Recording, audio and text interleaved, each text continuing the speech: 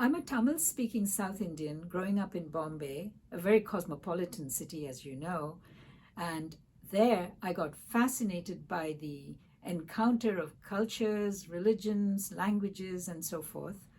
My grandfather taught me Sanskrit as a young child. My father, who was interested in European studies, exposed me to Russian and German cultures. And then I also read very widely in my other grandfather's vast library. It was mostly an English library.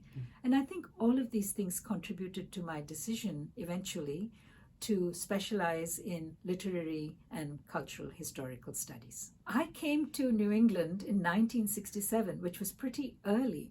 I was an American Field Service exchange student, and I had a year of study at the high school in Concord, Massachusetts. Then I went back to Bombay and studied English literature for my BA.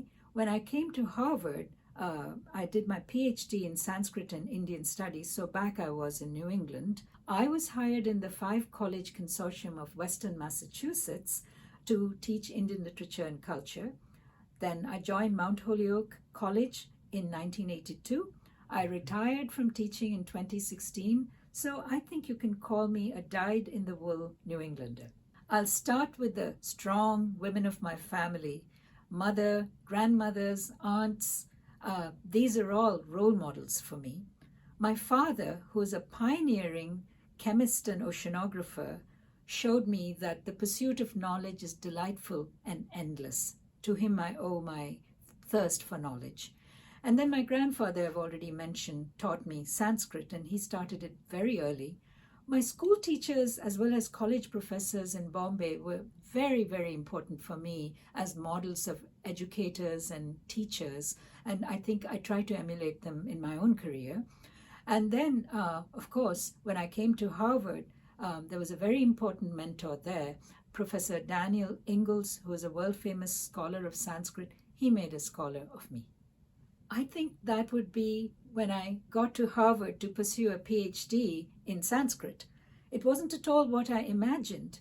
I studied classics, Greek, comparative literature, folklore, linguistics. All of these are scaffolding for my study of Sanskrit poetry and literature.